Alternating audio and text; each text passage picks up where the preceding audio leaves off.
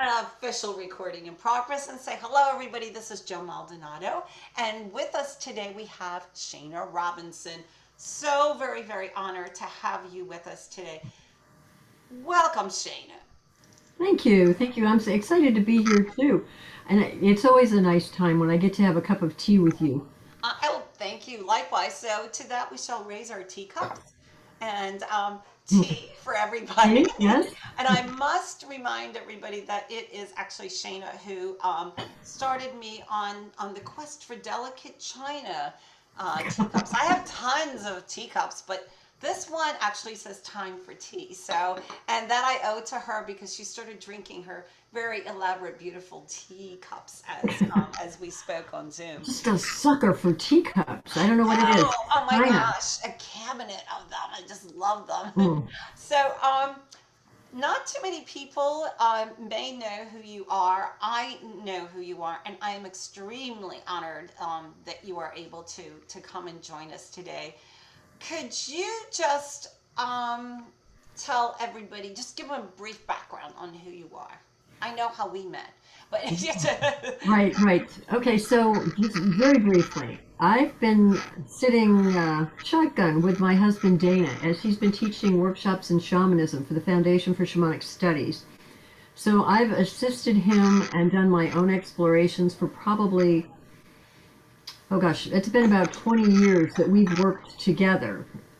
Prior to that, all sorts of searching, workshops, facilitation, Reiki, healing touch, just a plethora of exploration because I call myself a seeker.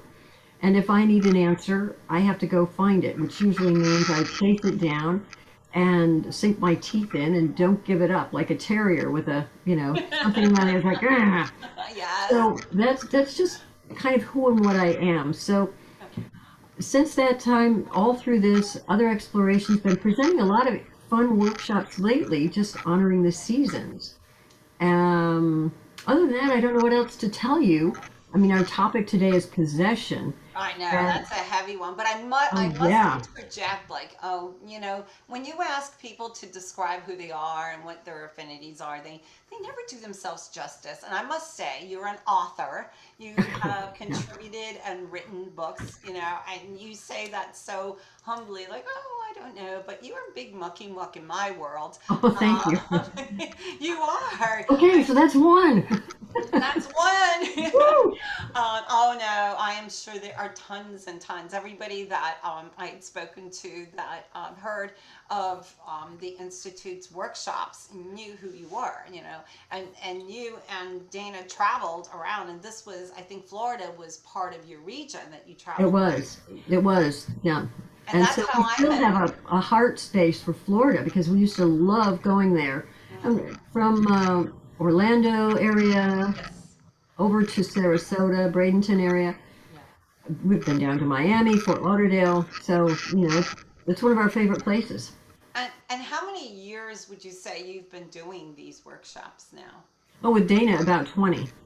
Okay, so 20 So it's years. been about 20, yeah. So, yay, you're still with Dana. And yay. I've let the man live another year. He's Yeah. still doing fine. Yeah, I'm feeding him. Yeah. He's clean, he's got clothes, he's good. And you're still working with the Institute, Well, so Dana is still, he's the official faculty member, so he is yes. still a faculty member. And of Yes. course, in these times, he's had to adjust to having things So, online. And so, really, we've kind of expanded some of the things we've done yes. personally Yes. online. So, we've taken um, a whole lot of traditional approaches to shamanism and started looking at them in our own way, Yes. using shamanic songs, using shamanic stories to bring more information to people and focus journey work because Yeah. the shaman is known for journey work, the actual travel to the other world, Yes. and focusing that using traditional stories and songs Hmm. as generating the ideas for how to do that. And what is the name of the group that you and Dana do apart from the Institute? What is the name Oh, of your we call ourselves Shaman Tracks. Okay. Okay. And that's been around for how long? We've been shaman tracks, I think, since 2004. Okay. So you guys have been around for quite some time. And I know that all the workshops that I've taken with you, which I mean, I wouldn't say there were tons, but at least 4 or 5 maybe of them. I enjoyed thoroughly, and that's where I got the foundation of my shamanic training for both of you. Cool. Always so very well presented, professionally done, and it really gave me a lot of basis to where Yeah. my toolbox tools are today. So today, you go back to the topic possession. That's a really tough one. It's kind of like I noticed this during October when you say I'm a witch. You are. So possession. There is no such thing as possession. And you get all these alternative perspectives Mhm. and opinions about what possession is. Can you describe, in your opinion, what is possession? That's a really big topic because Yeah. as you start looking at it, what you're looking at it is a continuum. You have this idea that some being or intelligence outside of your personal soul space Hmm. is in some way exerting an influence. Hmm. So there are several different ways that people talk about this. In the presentation, I'll actually go through each of those, but it ranges from something that a Catholic priest, Father Nicola, would say would be temptation, meaning, I want to go eat chocolate cake, and my persona doesn't eat chocolate cake. So what is it about wanting to do that? That can be a very mild form, all the way to something that's extremely rare, which is the full blown possession. And so that's just the continuum. What's typical, I think, is the idea that there are people who experience certain kinds of influences. They don't know where it's coming from. And we hear it in language. I didn't feel myself today. Hmm. Something just came over me. Those kinds of subtle cues let us know that there's something there that may be influencing us, and we need to take a look at it. And so there are whole hosts of vulnerabilities around that. Where did it happen? Who's the one? Who's coming and influencing? So there are so many dimensions to look at this idea of possession. Yeah, which we will entertain and learn more about in your class that's coming up in a few weeks on the 21st, I think it is. Um, and I understand that. I always think of it, and it's odd that you mentioned that because I was thinking of that this morning.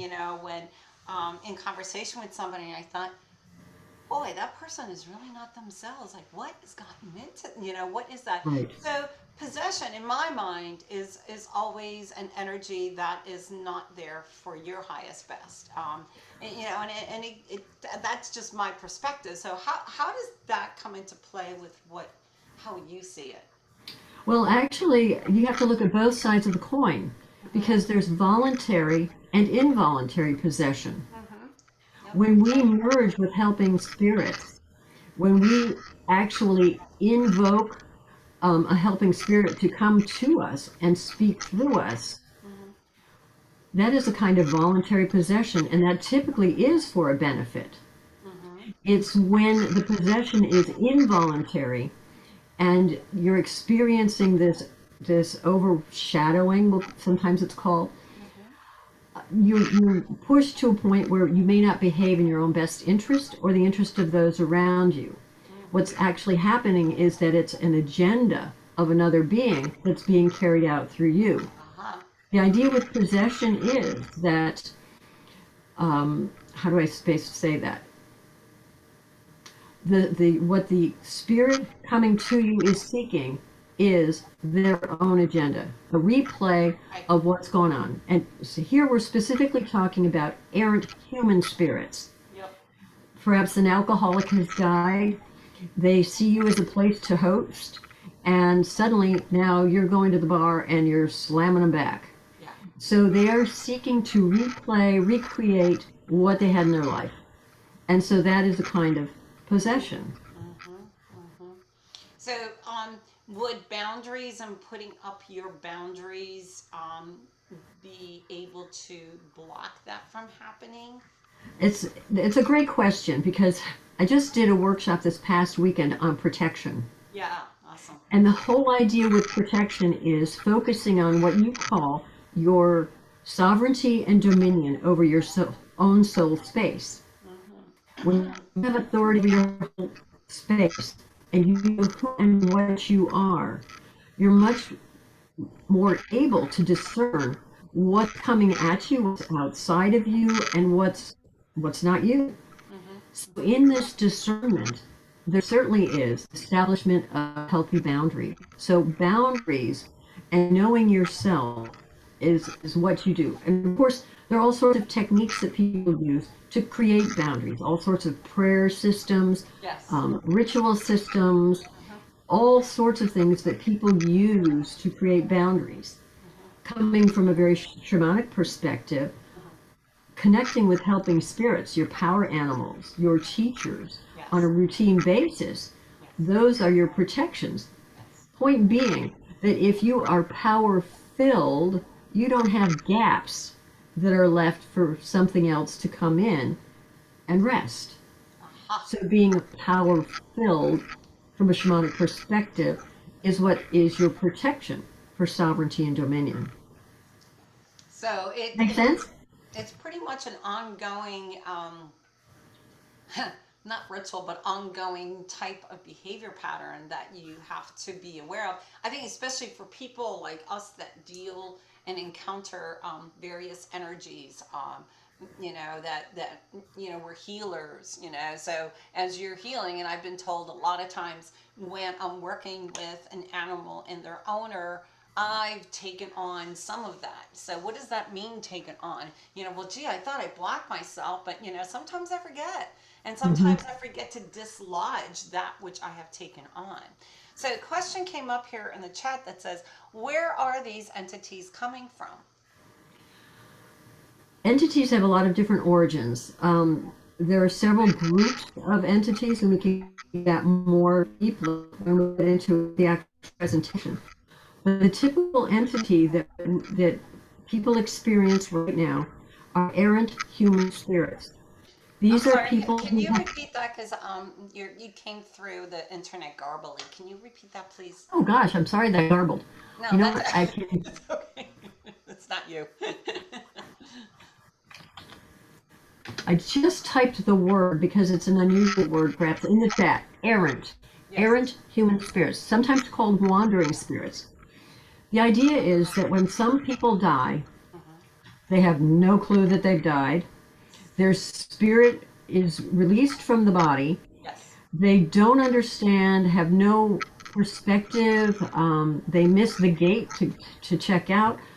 And some English, sometimes they're actually held in place by emotions, family members, and so they're human spirits that are locked into our worldly plane. Mm-hmm. Because of that, they wander. They sometimes become attached to certain places. Some places are known because of death that happens there, hospitals, cemeteries, these kinds of places. Mm-hmm. And so you have these spirits, as I say, trying to replicate, repeat, um, typically replicate, repeat behaviors. Mm-hmm. Also, there's unfinished business. Yes. Oh my God, I've died and I didn't tell my wife what the insurance policy was. There are these kinds of communications that are missing. So these are beings, humans, who are very strongly held. Mm-hmm. And I do see the question in the chat. And of course, there's help for these. The shaman is known as the psychopal.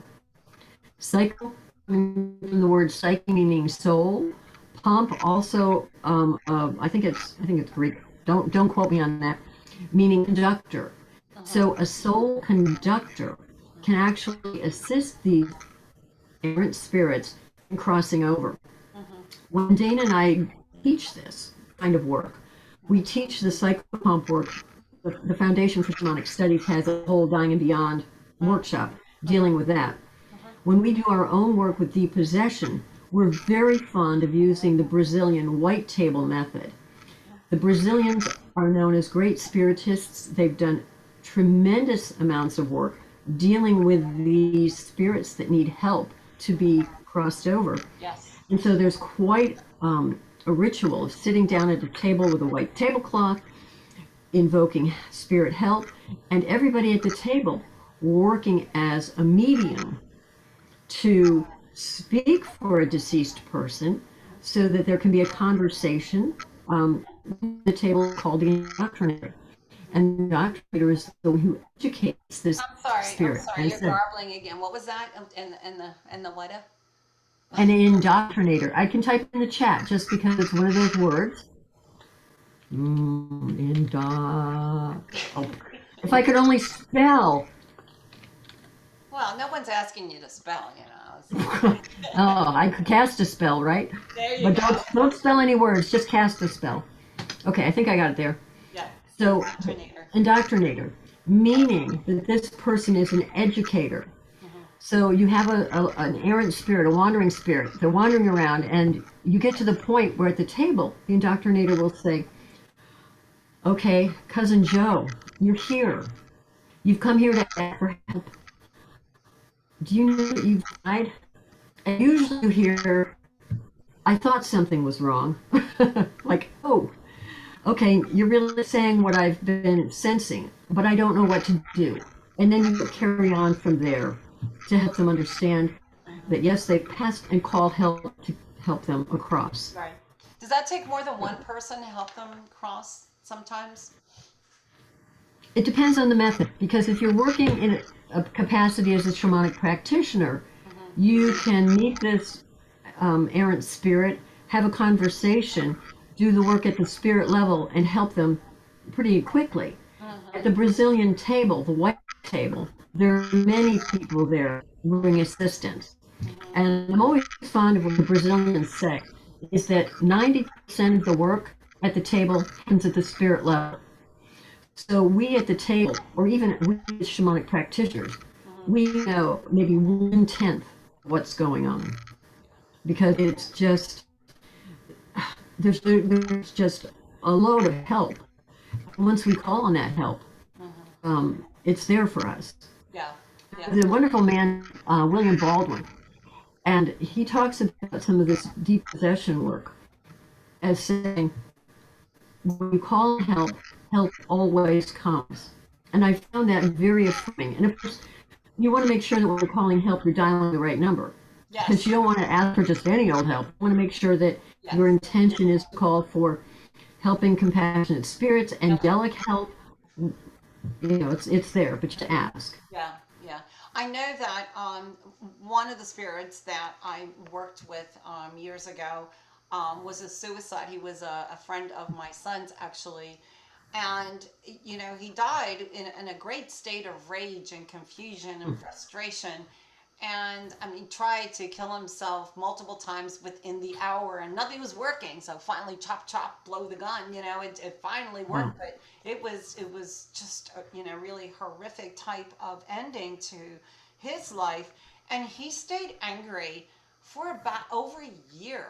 And it was very difficult to even communicate with his spirit, you know, to kind of have him kind of further along, you know, so he could ascend into the next level. Right. But so not saying him, but in a spirit that is very frustrated when they pass and is very lost and is angry and has, you know, because my opinion is that they have a you know, kind of a reflection of what they were when they were alive. So it's right. Just because you're dead doesn't mean you're enlightened. Yeah, exactly. Yeah, exactly. So would that be the type of spirit that would possibly, you know, cause a possession because they want to set things right, and they're so intent on setting things right? Would that be or no, or that's different? You know, case by case, I would not say no. You know, a spirit like that who is very angry, if they have a very directed focus for their anger, what might happen is they connect to a person who has that same directed focus, and just adds fuel to the fire. Yes. And so, since they can't act directly in the world, typically, they act through this surrogate, who is the host for their energy, for their being. And that person may or may not know that they're a circuit. They Oh, just right, exactly. Unless their friends and neighbors say, "Boy, you've been acting really strangely since Tommy died," or whatever, yeah, or since you did this, something's been different. yeah, And a lot of people, many of these, put it this way, many of these spirits don't want to be found.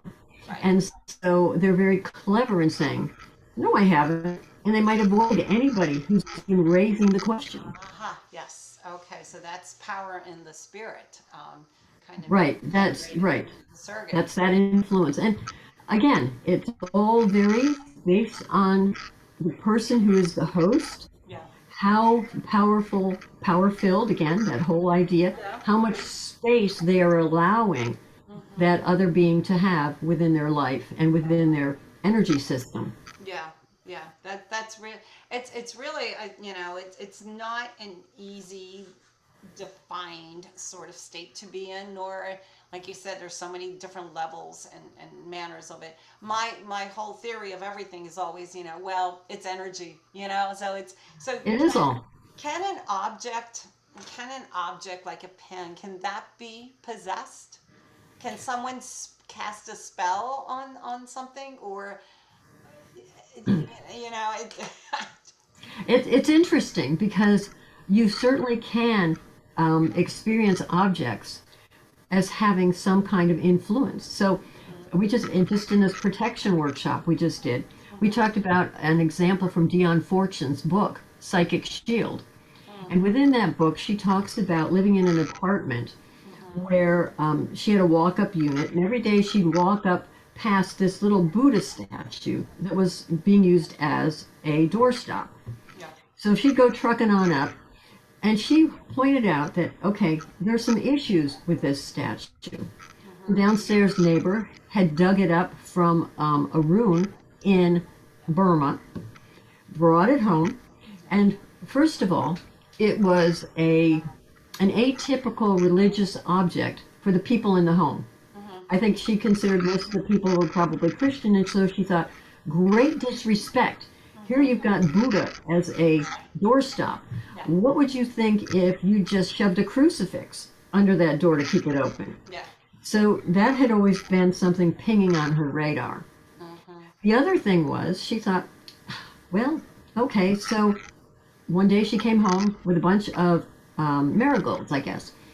And being aware that marigolds were part of Buddhist practitioners' honoring, she put one in front of the Buddha statue and immediately noticed that something separated from the statue and followed her up the stairs. Interesting. And when it got upstairs, she felt that it was rather malevolent, and being who she was able to handle it. Sent it away. She does give no detail. But she said she never offered the Buddha statue a marigold again, because that was it. Her point was, we never know about objects and if they've been inspirited. And as we talk about possession issues, there are a whole range of how people model it. There's a guy named Sagan who talks about the spirit body as being made of many parts. We have the physical, etheric, astral, and what he calls the higher self. Each of these pieces affix to one of the others to stabilize it as we are alive. When we die, our physical portion goes back to the earth. Yeah. The etheric, if it does not connect to the astral, no wait, how does he say that?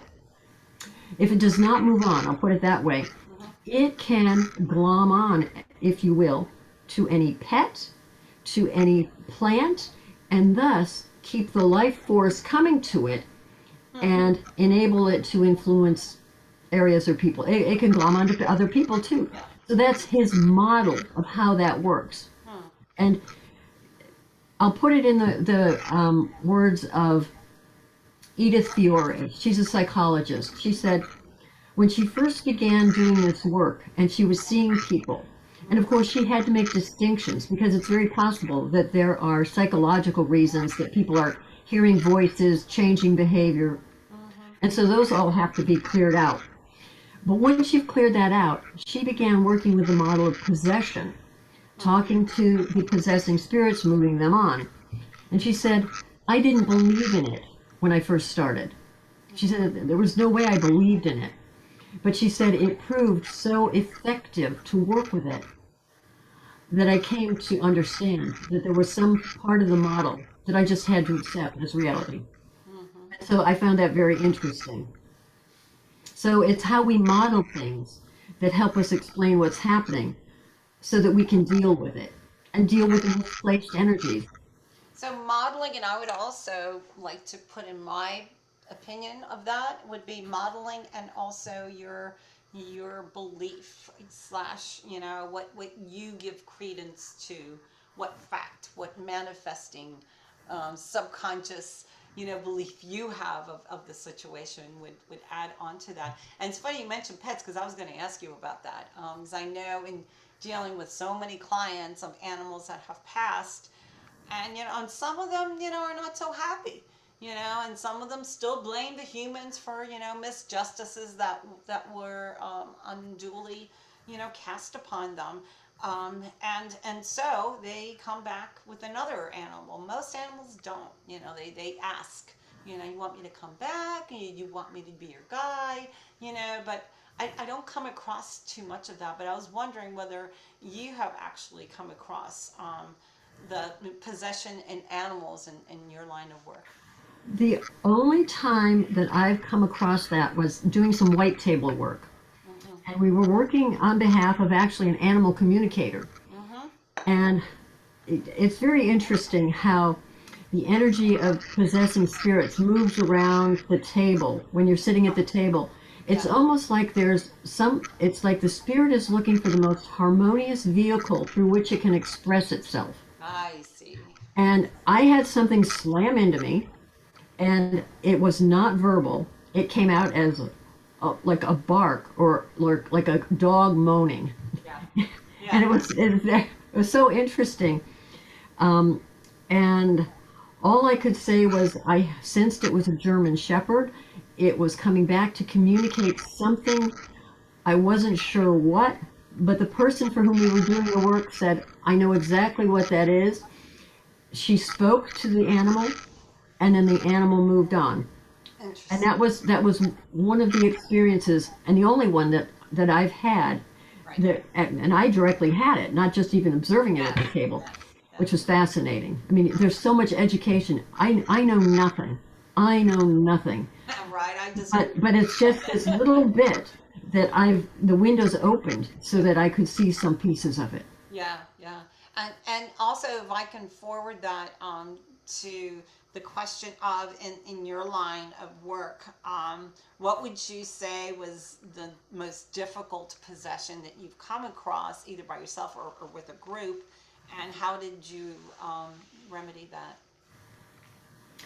Well, one of the first things we actually talk about with doing this work is we don't want to talk about these beings because at some point, the idea is that you might be summoning them back.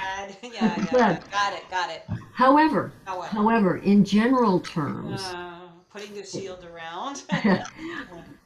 because you could read about it in the literature too, so it's not as if it's a specific thing. I think difficult. I'm just trying to think. That's okay. You don't have to bring it back. No, I'm not bringing it back, but it's kind of one of those things that crosses over between a possession and an intrusion, because sometimes we have intrusions in the shamanic realm. It's misplaced energy. It typically does not have an intelligence. It does not have an agenda, as we would think that a human has, or another being of a higher order. It comes and it just feeds and takes care of a very simple task. And discovering something that was like a machine, which was interesting, actually within a person's physical unit, was fascinating because it did not necessarily communicate, but it was there. You could hear it expressing kind of a directive.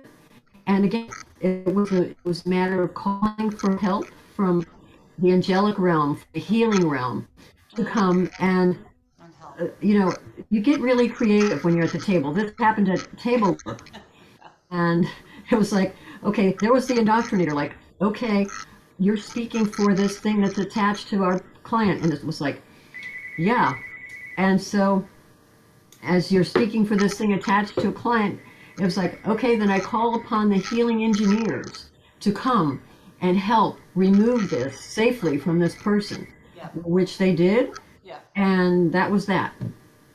That was So that. it just very quirky, interesting stuff. You know, Yeah. and sometimes you walk away from the table and you're thinking, like, did that really happen? Yeah. What was that? Yeah. What was that? Yeah. Can you, because we've kind of run out of time, but can you just real briefly tell us what you will be talking about and teaching on your class? Sure. What I really do with this whole idea of possession is, since it's not technique driven, Mm-hmm. I start at the very beginning defining it, how many people define it, talking about the levels and involvement, talking about who and what is the possessing spirit, vulnerabilities.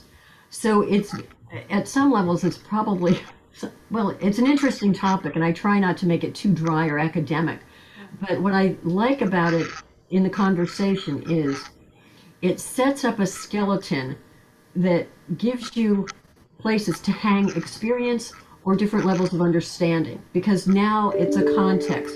It's a whole context Mm-hmm. that frames the conversation. Mm-hmm. Well, I am so That's kind looking of the way it forward is. to that. It's going to be an amazing class. We're going to end for today as far as this particular recording is concerned. However, as usual, we're going to thank everybody that's listening to the recording and everybody that is on the call right now. Please feel free to stay on. And as soon as I stop recording, you can unmute your mics and open up your video cameras and ask any other questions that you may have for Shana. So Shana, on behalf of the recording, thank you so very, Oh, very much for this fascinating talk, and thanks for having me. cheers to you. Cheers.